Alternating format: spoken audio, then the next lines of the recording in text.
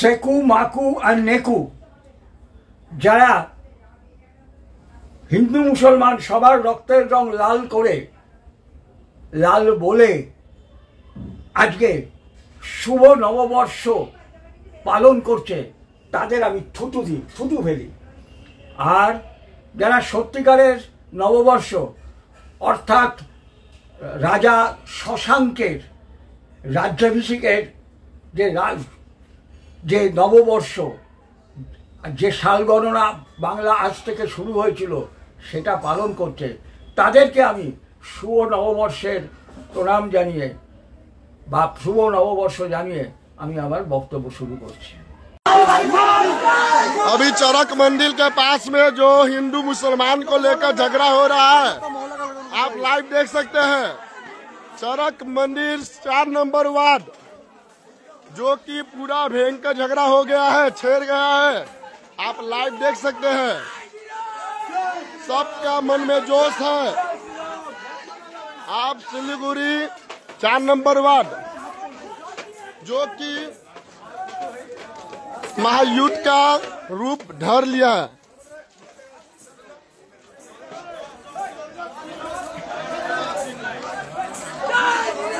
जय श्री राम।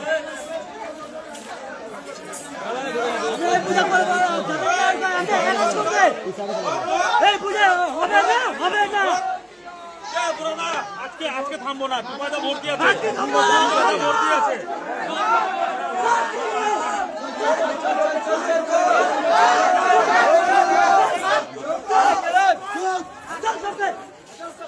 जय श्री राम।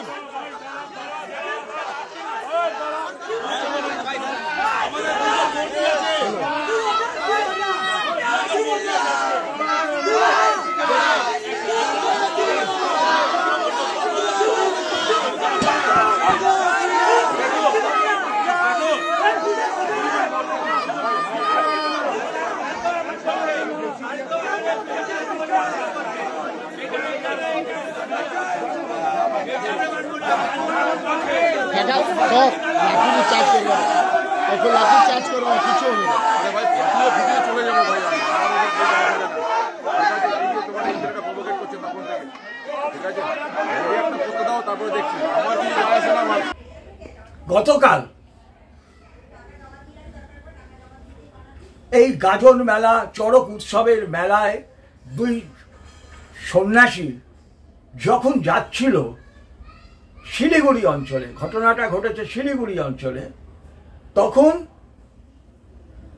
একটা পার্কের মতো জায়গায় কয়েকজন মুসলমান ছেলে বসেছিল। তারা যেই দেখেছে হিন্দু সন্ন্যাসী গেরুয়াধারী, যেহেতু কদিন ধরে মুসলমান এই মুর্শিদাবাদ, তারপরে তার কিছুদিন আগে মোথাবাড়িতে, মালদায় তারা হিন্দু সন্ন্যাসী বা গেরুয়াধারী দেখলেই তারা অত্যাচার করছে।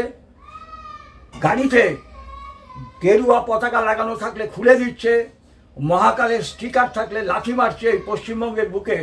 তাই সেই বলে বলিয়ান হয়ে তারা ওই সাধুদের টিটকিরি দিচ্ছিল, ঢিল ছুটছিল। তখন এই দুই সাধু যখন প্রতিবাদ করে তখন এরা এসে এদের বেধড়ক মারধর করে। এবং এই মারধর করার ফলে তারা এতটাই আহত হয় যে তাদের হসপিটালাইজ করতে হয়। এই খবর যখন ওই শিলিগুড়ির 4 নম্বর ওয়ার্ড এইসব অঞ্চলে পৌঁছায় তখন সেখানকার হিন্দুরা, যা কালকে বলেছিলাম, 6 ফুট লাঠি হাতে সংঘবদ্ধভাবে জিহাদিদের গিয়ে মারতে হবে, মেরে কোমর ভেঙে দিতে হবে। ওরা যদি 1000-এ আসে আপনাকে 2000-এ যেতে হবে, গিয়ে কোমর ভেঙে। তাহলেই দেখবেন এই মেসেজ যদি একবার যায় সঙ্গে সঙ্গে ঠান্ডা হয়ে যাবে। ঠিক পুরনো উদাহরণ, কলকাতায় যখন গোপাল মুখার্জি মারছিল তখন ওই গোলাম সারওয়াত বাধ্য হয়েছিল এই বন্ধ করতে, নোয়াখালীর দাঙ্গা। বা বিহারে যখন পাটনায় যখন মারছিল তখন তারা বন্ধ হয়েছিল। তো সেই রকম তাদের এই মানুষগুলো যখন সংঘবদ্ধ হয়ে লাঠি হাতে তখন ওদেরকে মোকাবিলা করতে যাচ্ছিল, সেই সময় আমি আপনাদের মমতা ব্যানার্জি এবং ওই শিলিগুড়ির যে এসপি পুলিশ কমিশনার তাদের আমি কনভারসেশনটা আমি আপনাদের আগে সবার আগে শোনাই। কি সেই কনভারসেশন? পুলিশ বলছে, পুলিশ খবর দিয়েছে এসপিকে, স্যার শিলিগুড়ির এই অঞ্চলটায় 2 হিন্দু গাজনের সন্ন্যাসীকে মুসলমানরা মারছে। এসপি বললেন কি, ঠিক আছে তোমরা দাঁড়াও, আমি মমতা ব্যানার্জিকে, আমি বাংলার মুখ্যমন্ত্রী মমতা ব্যানার্জিকে ফোন করছি। এসপি যখন মমতা ব্যানার্জিকে ফোন করলেন, মমতা ব্যানার্জি বললেন, কি বললেন, কি হচ্ছে, গন্ডগোল হচ্ছে, কিসের গন্ডগোল, হিন্দুরা কি মুসলমানদের মারছে? তখন এসপি বললেন, না না না, 2 জন সন্ন্যাসীকে মুসলমানরা মারছে। মমতা ব্যানার্জি এসপিকে বললেন, মারতে দিন, ভালো করে মারতে দিন, হিন্দু সন্ন্যাসীগুলোর খুব বাড় বেড়েছে, খুব বাড় বেড়েছে, বিভিন্ন জায়গায় ফটর ফটর করছে, একসঙ্গে বিভিন্ন জায়গায় আবার দল বেঁধে মিছিল টিছিল করছে, আমার নামে অনেক কিছু বলছে, মারতে দিন, ভালো করে মারতে দিন। আচ্ছা একটা কথা জিজ্ঞেস করে নি, ওখানে তো সেন্ট্রাল ফোর্স নেই, তাহলে কিন্তু আপনাদেরও একটু বীরত্ব দেখাতে হবে, নাহলে বার্তাটা কিন্তু অন্যরকম চলে যাবে। না ম্যাডাম, ওখানে কিন্তু সেন্ট্রাল ফোর্স নেই, তাহলে ঠিক আছে মারতে দিন। আবার একটু পরে এসপির ফোন, হ্যালো ম্যাডাম, কি ব্যাপার? মমতা ব্যানার্জি বলছে, না ও শিলিগুড়ি অঞ্চলের মানুষ সংঘবদ্ধ হয়ে, হিন্দুরা সংঘবদ্ধ হয়ে লাঠি হাতে মুসলমানদের মারতে আসছে, তাহলে তো বড় বিপদ হয়ে যাবে। হিন্দু তো আমাকে ভোট দেয় না, এই মুসলমানের ভোটেই তো আমি আজকে বাংলার মুখ্যমন্ত্রী থাকছি। আরে আরে মারতে দেবেন না, হিন্দুদের মারতে দেবেন না, এবারে আটকান আপনারা, এবারে আটকান। তাই দেখছেন যে এসপি কাছে যখন গ্রিন সিগন্যাল এলো, এবারে হিন্দুদের আটকান, সঙ্গে সঙ্গে হিন্দু ওই অঞ্চলে, সেই এসপি ওই অঞ্চলের পুলিশদের বললো, এই যা, যে লোকগুলো আসছে হিন্দু লোকগুলো, ওদের আটকা, আর যদি বেশি বাড়াবাড়ি করে, মাথায় তো হেলমেট আছে, মেরে ফাটিয়ে দিবি কিন্তু। সঙ্গে সঙ্গে পুলিশ, যে পুলিশ এতক্ষণ দাঁড়িয়ে দাঁড়িয়ে মার খাওয়া দেখছিল, সেই পুলিশ সঙ্গে সঙ্গে খাড়া হয়ে দাঁড়ালো। সে খাড়া হয়ে দাঁড়িয়ে সেই যাই মানুষগুলো আসছিল এর প্রতিশোধ নেওয়ার জন্য, তাদেরকে আটকালো, বলে এই এক পা এখান থেকে যাবি না, বেটা হিন্দু তোরা যাচ্ছিস মুসলমানকে মারতে। কি করেছে তারা? 2 সন্ন্যাসীকে মেরেছে, মারতেই পারে, তারা সংখ্যালঘু, সংখ্যালঘুদের সব কিছু করার অধিকার আছে, মারতেই পারে। যারা এখানে মানুষ তখন বাধ্য হয়ে দাঁড়ালো।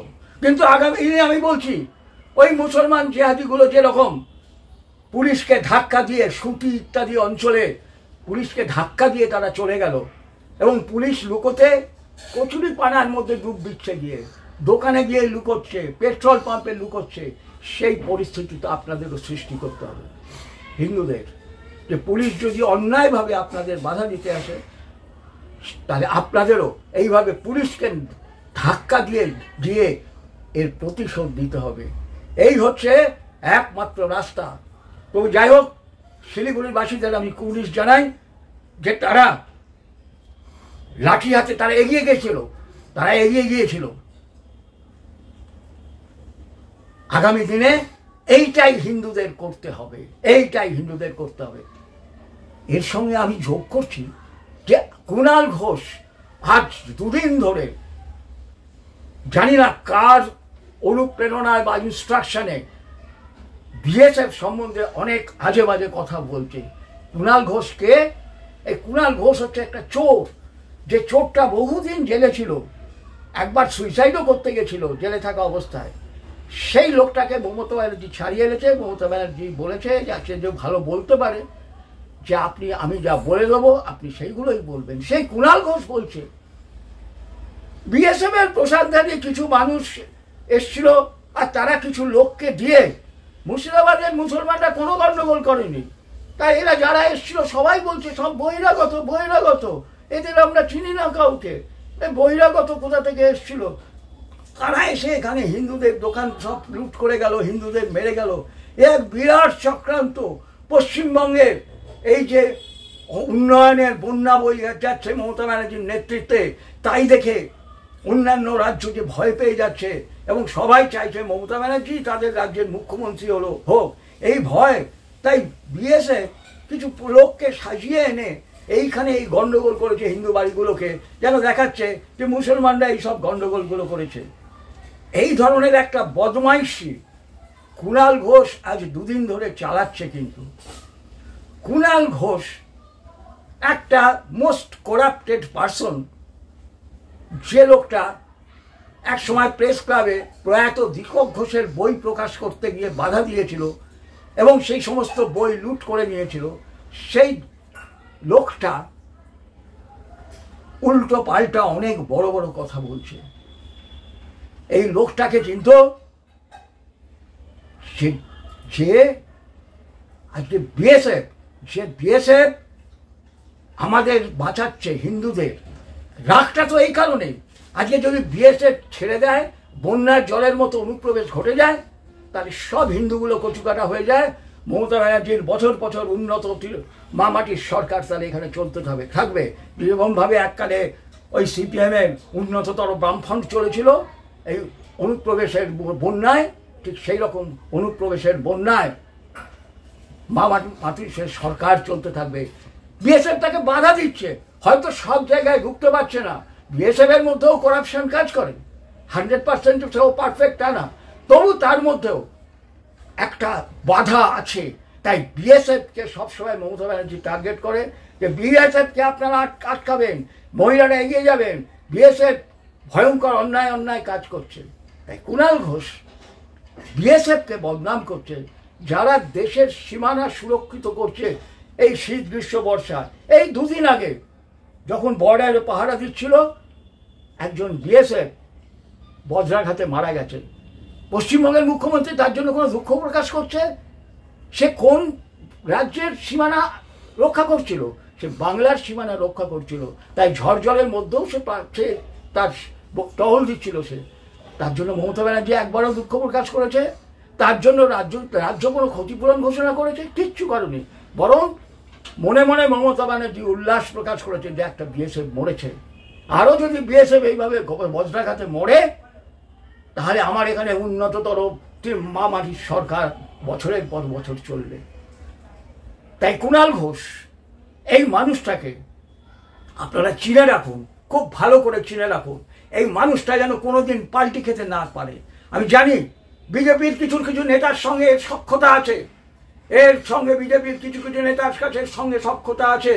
তাই এই মানুষটা কোনোদিন যেন পাল্টি খেতে না পারে। বিজেপির সাধারণ কর্মীদের, সাধারণ জাগ্রত হিন্দুদের বলছি, এই মানুষটা যেন কোনোদিন পাল্টি খেতে না পারে, সেই ব্যাপারটায় আপনারা সতর্ক থাকবে। আর বলছি পুলিশকে, আপনাদের বলছি পুলিশকে বয়কট করুন। যারা বাজারে সবজি বিক্রি করে, পুলিশ বা পুলিশের বাড়ির লোক গেলে তাদেরকে সবজি বিক্রি করবেন না। পুলিশের বাড়ির ছেলে মেয়েদের, যারা মাস্টার মশাই, পুলিশের বাড়ির ছেলে মেয়েদের পড়াবেন না। কারণ এই মাস্টার মশাইদের মেরেছে, কিন্তু অন্যায়ভাবে চাকরি দেওয়া মাস্টার মশাইদের মেরেছে কিন্তু এই পুলিশই। তাদেরকে বলবেন পুলিশের বাড়ির ছেলে মেয়েদের আমরা পড়াই না। পুলিশের বাড়ির ছেলে মেয়ের সঙ্গে নিজের বাড়ির ছেলে মেয়েদের দিয়ে দেবেন না। এইভাবে বাংলার এই পুলিশ শতদিন না তাদের চরিত্র পাল্টাচ্ছে, তাদেরকে সর্বক্ষেত্রে বয়কট করুন, তাদের সামাজিকভাবে বয়কট করুন। তাহলে তারা হয়তো তাদের এই যে অন্যায় যে এই চালাচ্ছে এটা বন্ধ হবে। আর এসপি ডিএম এগুলো কিন্তু সব বাইরে থেকে আসে, বাংলার বাইরে থেকে। দেখবেন 99% হচ্ছে বাংলার বাইরের লোক। এই বাংলার প্রতি কিন্তু তাদের কোনো ভালোবাসা নাই। তাদের একমাত্র কাজ হচ্ছে এখানে ইয়েসম্যান সেজে সমস্ত অন্যায়কে সাপোর্ট করে যত পারো মাল কামিয়ে রিটায়ার করার পরে নিজের দেশে গিয়ে সুখ শান্তিতে থাকো। এই যে রাজীব কুমার, একটা করাপ্টেড লোক, যাকে সিবিআই অ্যারেস্ট পর্যন্ত করেছিল, এই লোকটা বড় বড় কথা বলছে সব গন্ডগোল হয়ে যাওয়ার পরে। পুলিশ ল অ্যান্ড অর্ডার দেখছে, পুলিশ কোনো ল অ্যান্ড অর্ডার দেখছে না। যদি হিন্দুরা কোনো জায়গায় রিয়াক্ট করে, তাহলেই একমাত্র পুলিশ সেখানে এসে অ্যাকশন নিচ্ছে, যেটা শিলিগুড়িতে নিল। তাই এই ডিএম, এসপি জানবেন, এই যারা এসপি বা আইএস বা আইপিএস পাস করে যারা হচ্ছে, তাদের পশ্চিমবঙ্গে যারা থাকছে অধিকার 90% হচ্ছে বহিরাগত, অন্য রাজ্য থেকে আসছে। তারা শুধু এখানে বসংবদ হয়ে তারা শুধু তাদের পালন করছে, তাদের মাল কামাচ্ছে, এখান থেকে কোটি কোটি টাকা এখান থেকে কামিয়ে নিয়ে যাচ্ছে। এই মানুষগুলোকে বয়কট করবেন, এই মানুষগুলোকে ঘেন্না করবেন, এই মানুষগুলোকে বয়কট করবেন।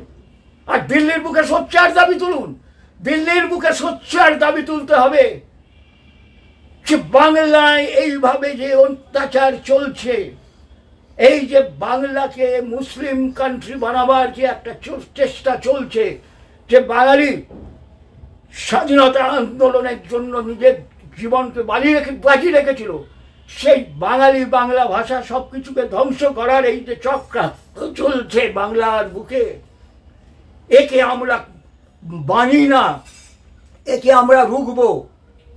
ও দিল্লির সরকার, তোমাকে যথাযথ ব্যবস্থা নিতে হবে। তোমাকে এখানে 355 বা 356 জারি করতে হবে, কারণ নির্বাচন যখন আসবে হিন্দুরা ভোট দিতে পারবেন না। আজকেই শুভেন্দু অধিকারী বলেছে 50টা সিটে কোনো ভোট হবে না, ন্যূনতম 50টা সিটে, তাহলে 30% মুসলমান ভোট, আর 50টা সিটে যদি ভোট না হয় কোথা থেকে বাংলায় পরিবর্তন হবে? ওই দিলীপ ঘোষ বা সুকান্ত মজুমদার যতই চেঁচান পরিবর্তন হয়ে যাবে, পরিবর্তন হয়ে যাবে, কোথা থেকে পরিবর্তন হবে? অঙ্ক তাই বলছে না। তাই দিল্লিকে বলছি, আপনাকে ব্যবস্থা নিতে হবে, আপনাকে ব্যবস্থা নিতে হবে। আজকে 1 বৈশাখ শপথ দিন, রাজা শশাঙ্কের যে এই বাংলা, এই বঙ্গভূমি, এই গৌরবঙ্গকে আবার আমরা পুরনো জায়গায় নিয়ে যাব। জয় বঙ্গ, জয় শশাঙ্ক।